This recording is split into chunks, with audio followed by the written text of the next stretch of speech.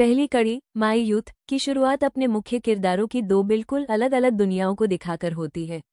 सन वूहे एक शांत और लगभग आदर्श जीवन जीता है, जहां वो फूलों की दुकान चलाता है और उसका वफादार दोस्त गोनहो हमेशा उसका साथ देता है। इसके विपरीत संग जे योन चमकदार और तेज रफ्तार एंटरटेनमेंट इंडस्ट्री में अपनी प्रोफेशनल स्किल और स्टाइलिश अंदाज के साथ आगे बढ़ रही है। शुरू से ही ड्रामा ये साफ कर देता है कि दोनों की जिंदगी अलग है, लेकिन अतीत की एक डोर अब भी उन्हें जोड़े हुए है। फील एंटरटेनमेंट को वूहे में काफी समय से दिलचस्पी है। कभी कोरिया का सबसे प्यारा चाइल्ड एक्टर रहा वूहे अचानक लाइमलाइट से दूर चला गया और इंडस्ट्री में एक खालीपन छोड़ गया, जिसे कंपनी भरना चाहती है। लेकिन वूहे हर बार उनके ऑफर को ठुकरा देता है। कंपनी को एहसास होता है कि चूंकि जे योन का उसके साथ अतीत है, वही उसे मनाने का सबसे अच्छा जरिया हो सकती है। जे योन उसकी फ्लावर शॉप पर पहुंचती है। उनकी मुलाकात अनकही भावनाओं और दबी यादों से भरी होती है।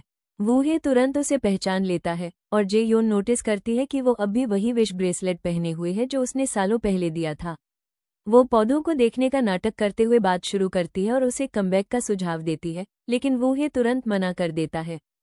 इसके बाद कहानी उनके पुराने दोस्तों की ओर बढ़ती है।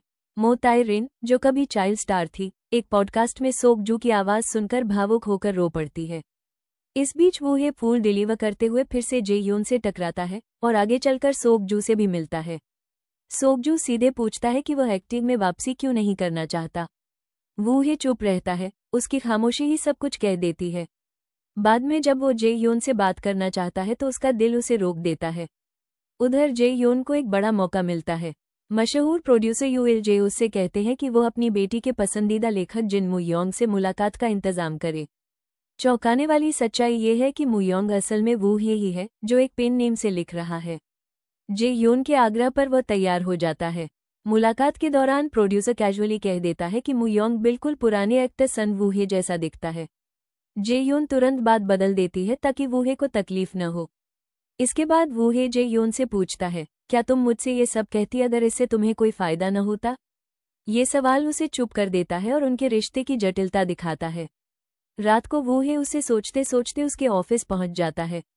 जे योन घबराकर उसे अलग ले जाती है ताकि कोई पहचान न ले। अकेले होने पर वूहे उसे गले लगा लेता है और स्वीकार करता है कि उसे दोबारा देखकर कितना खुश है। उसी पल उसका विश ब्रेसलेट टूट जाता है, मानो उसकी सालों पुरानी ख्वाहिश पूरी हो गई हो। एपिसोड एक नर्म और भावुक पल पर खत्म होता है, जब जे योन मुस्कुराकर कहती है कि अब तुम्हें मुझे डिनर और ड्रिंक पर ले जाना होगा। याद रखो, हम अब 19 साल के नहीं हैं।